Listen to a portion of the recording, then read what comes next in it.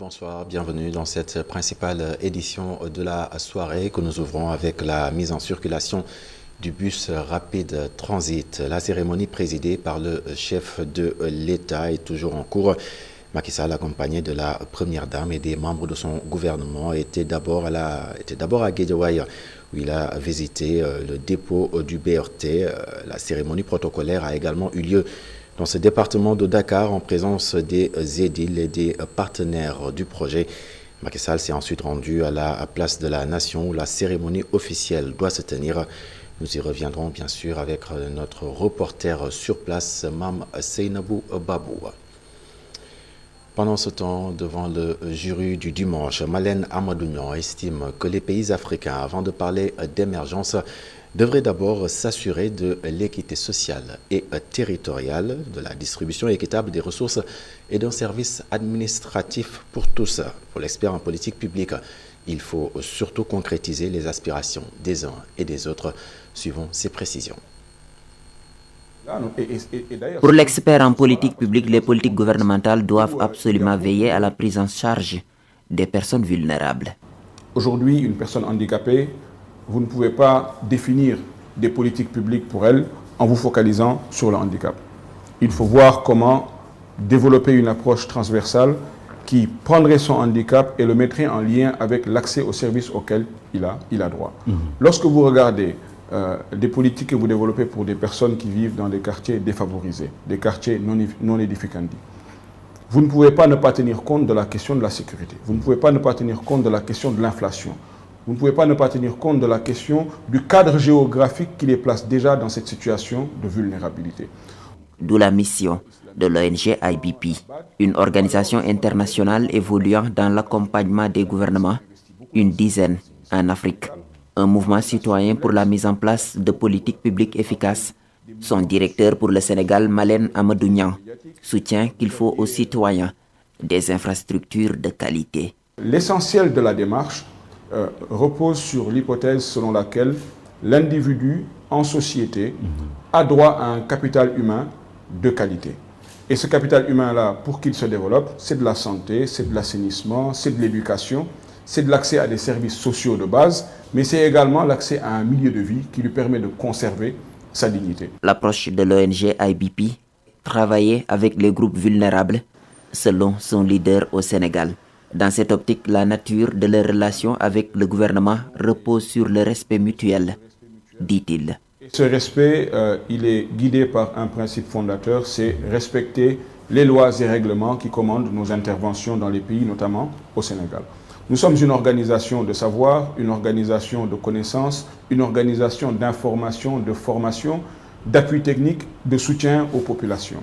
Si tant est que nous nous limitons à ce qui est notre travail, c'est-à-dire d'avoir des analyses factuelles qui reposent sur des faits constatés, qui reposent sur des réalités vécues, je ne pense pas que nous pourrions avoir un problème avec, ne serait-ce pas seulement le gouvernement, mais l'ensemble des acteurs. Une organisation non gouvernementale, et je pense que son rôle, c'est d'être à côté des citoyens et de rendre compte de la situation vécue par les citoyens, mais également d'aider les gouvernements à développer des politiques qui répondent aux besoins des citoyens. Sur les financements des ONG, décrits parfois nébuleux, Malène Amadou Niang rassure, les sources de financement de l'ONG IBP sont retraçables, soutient-il. Elles viennent de la coopération multilatérale et des grandes fondations, selon lui. Et vous l'avez donc compris dans cet élément, donc signé Mamadou Dian, le directeur de l'ONG IBP, a plaidé donc pour les couches vulnérables. Malène Amadou Niang se penche donc d'abord sur les infrastructures et pense à ceux qui sont en situation de handicap. L'expert en politique publique estime qu'il faut adapter les infrastructures à leurs conditions. Et le NGIBP, en partenariat donc avec le gouvernement, a ainsi expliqué par le biais de son directeur général a expliqué mener en tout cas des activités en faveur des couches défavorisées dans le respect strict des lois et règlements du pays. Et nous en venons à cet élément que nous avions bien sûr lancé. Il s'agit bien sûr de Malène Amadou Niang toujours, qui estime ainsi que les pays africains, avant de parler d'émergence devrait donc d'abord s'assurer de l'équité sociale et territoriale, de la distribution équitable des ressources et d'un service administratif pour tous. Pour l'expert en politique publique, il faut concrétiser les aspirations des uns et des autres, suivant ces précisions. Je pense que l'ambition des pays africains, la boussole des pays africains, aujourd'hui, ça doit être l'amélioration des conditions de vie des citoyens. Ça doit être la rationalisation des dépenses publiques.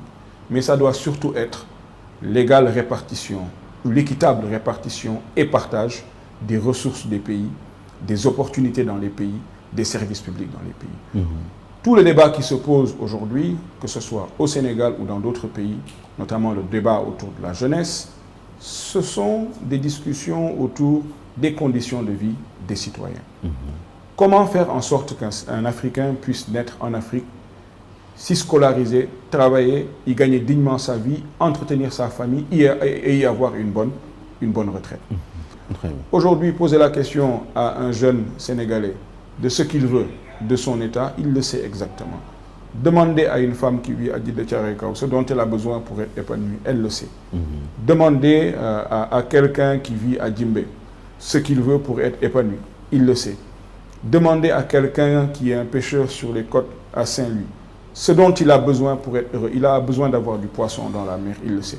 Comment l'ensemble de ces aspirations-là font l'objet de politiques? L'État doit davantage se mettre dans une posture d'être une administration au service des citoyens, davantage se mettre dans une posture de planifier au-delà des régimes, de planifier en pensant à l'équité intergénérationnelle. Comment vous et moi, lorsque nous appuyons l'État dans nos activités, comment les décideurs publics pensent aujourd'hui à ceux qui ne sont pas encore nés, tout en tenant compte des préoccupations de nous qui sommes là aujourd'hui. 135 tonnes de produits impropres à la consommation ont été donc saisies par les agents du service d'hygiène. Prétexte pour notre rédaction de se rendre au niveau des marchés de la capitale. Et les commerçants se disent surpris. Et du côté des consommateurs, l'heure est aux félicitations à l'endroit des agents du service d'hygiène pour cette opération. Ils invitent à plus de vigilance, suivant le reportage signé Ibrahim Dramea. Sur les allées du marché Fass, de nombreux commerçants sont déjà au courant de la nouvelle. Tous sont choqués d'apprendre que plusieurs tonnes de produits impropres à la consommation ont été saisis. Face au danger, ce commerçant mise sur la vigilance. On fait très attention à l'hygiène de nos produits. Tout ce que nous n'acceptons pas de manger, nous ne le vendons pas à nos clients. Je dis ça tout le temps à mes employés. S'il y a un produit qui atteint sa date de péremption, il faut automatiquement le jeter à la poubelle. Même son de cloche chez son collègue. Pour lui, la vérification s'effectue toujours. Cependant, il reconnaît de possibles failles si la commande est faite à distance. Par contre, par commande, ça peut échapper à notre vigilance. Très exposés, les clients et les consommateurs saluent également cette nouvelle saisie. C'est le cas de cet homme qui invite les Sénégalais à être plus regardants. Et aussi, j'aimerais lancer un appel aux consommateurs d'être regardants sur les produits qu'ils consomment, de ne pas se laisser emporter par la facilité, voilà, parce que au bout du compte, ces produits qu'ils ont à vil prix sont des produits qui sont quand même très, très dangereux pour leur santé. Cette saisie de 135 tonnes de produits impropres à la consommation est saluée par tous, vendeurs et consommateurs. Ces derniers demandent aux autorités de maintenir ce cap, voire de renforcer la lutte contre les fraudeurs de produits. 45 milliards, c'est ce qu'il faut débourser pour booster la production de riz au niveau de la vallée du fleuve Sénégal, un investissement en état de projet avec l'appui de la coopération japonaise. Les différents intervenants et les bénéficiaires du dit projet étaient dans la capitale du Nord pour une session de partage à Saint-Louis, Momar Alisnian et Mokhtar Sek. Le projet de production de riz irrigué dans la vallée du fleuve Sénégal, PPRI, financé par la coopération japonaise à hauteur de 45 milliards de francs CFA, a fait l'objet d'un atelier de partage et d'échange avec tous les acteurs de la filière riz à Saint-Louis. 9000 hectares répartis dans le Dagana et dans le Podor. Je pense que Dagana aura peut-être quelque chose comme 4000 hectares. Et le reste, les 5000 ou les 6000 donc, seront faits donc, au niveau de Podor. Et ça va toucher des périmètres qui, aujourd'hui, rencontrent quand même beaucoup de difficultés dans leur fonctionnement. C'est des anciens périmètres qui datent de plus de 30 ans, même souvent même 40 ans, et qui, aujourd'hui, donc, sont sous-exploités et qui nécessitent alors une réhabilitation totale. La coopération japonaise salue la démarche participative et la mobilisation des acteurs autour du projet. C'est une bonne opportunité pour regrouper l'ensemble des parties impliquées qui interviennent donc dans d'autres entités étatiques, mais également dans le cadre d'autres projets. Et même si les projets donc, ne partagent pas, n'ont pas les mêmes objectifs, donc l'objectif final est le même et donc ce serait bon que par exemple tous on puisse collaborer et donc travailler ensemble pour l'atteinte de nos objectifs. Producteurs, techniciens, exécutants et bailleurs saluent tous la forte mobilisation autour de ce projet qui va certainement booster la production risicole dans la vallée du fleuve Sénégal. Nous restons à Saint-Louis, précisément à Ross Béthio, où c'est avec une forte mobilisation que les populations ont tenu une marche de protestation, ceci pour exiger de l'État le départ de la société chargée de l'exploitation de l'eau dans leur localité. Elle fustige ainsi la cherté et la mauvaise qualité de l'eau. Nous restons avec Momar Alisnian. Les populations de Ross Béthio veulent de l'eau potable. Elles l'ont fait savoir à l'occasion de la marche organisée pour attirer l'attention des autorités sur leur calvaire. Toute la population l'a constaté. Le CO nous sert quand même de l'eau non potable. De l'eau quand même qui n'est pas buvable et qui est quand même la cause de plusieurs maladies au sein de la population. Ce que nous regrettons et ce que nous avons tout le temps dénoncé. Au-delà de la qualité du liquide précieux, les populations fustigent la cherté des factures. Aujourd'hui, à cela s'ajoute la cherté également des factures servies par la CO. Facturées à 275 francs le mètre cube, c'est très excessif par rapport à ce qui se passe à l'échelle nationale. Très remontées, ces populations exigent de l'État le départ de la société chargée d'exploiter l'eau à Ross Béthio. À l'État de venir quand même contrôler, de venir rappeler alors cette société. Mais mieux également, nous demandons même le départ de la CO pour que nous puissions avoir ce que nous souhaitons, une eau buvable, une eau potable qui va quand même plus nous causer des problèmes. Nous allons dans les heures qui suivent entrer en contact avec la société CO pour avoir leur avis sur cette épineuse question. Autre revendication, cette fois-ci avec les habitants de Thiaroye. Pour eux, les travaux du PIS 2, entendez par PIS 2, Pikine irrégulier sud, créent ainsi en tout cas d'énormes dégâts dans leur zone. Ils dénoncent les lenteurs et interpellent l'APIX, l'agence pour la promotion des investissements et des grands travaux. Suivant les explications de Moussa Dione, il parle au nom du collectif des habitants de Thiaroye. Tous nous avons noté que il y a les travaux de piste 2 qui ont été démarrés. Mais malheureusement, nous avons noté un certain arrêt. Et pendant ce temps-là, le cas des agressions, mais aussi les risques de malades s'accumulent. Et c'est devenu invivable. Vraiment, nous dénonçons ça.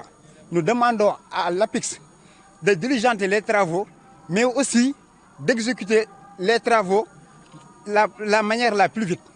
Autre chose, il y a une vieille doléance, qui est la route Rimam Diara, qui est une vieille doléance. Nous sommes tous sans savoir que Rimam Diara est devenu un site dont on ne parvient plus à distinguer si nous sommes en période de pluie ou pas. Tout ça, c'est dû au fait de négligence, mais de la négligence de la Rimam Diara. Donc nous interpellons directement l'État à ce qu'il fasse son maximum possible, ou bien à tenir ses promesses, pour que la rue Mame Diarra soit réhabilitée. on ne peut pas vraiment connaître sur ces situations. Nous demandons à l'APEX directement, vraiment, exécuter les travaux. Et nous sommes à quelques semaines du scrutin présidentiel, prétexte pour le calife de Ngodiba d'alerter et de mettre en garde les jeunes casse, destruction de biens publics et privés, des faits graves et regrettables contre lesquels le calife de Ngodiba met en garde particulièrement ses talibés. C'était à l'occasion de la 67e ziara annuelle de Ngodiba organisée hier samedi. Suivons ces explications au micro de Boubacar Falbob.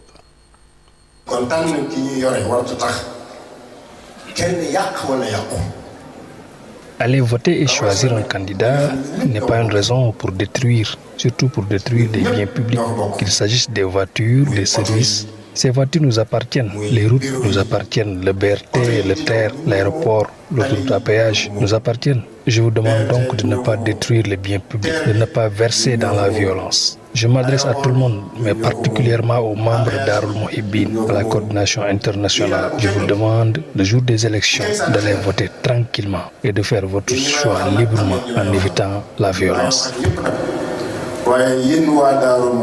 Coordination internationale de Darul Mohibin Ngodiba ak li ci aju kenn ku naan xuloo na wala sànni na xeer tànn rek ci discipline ci dal.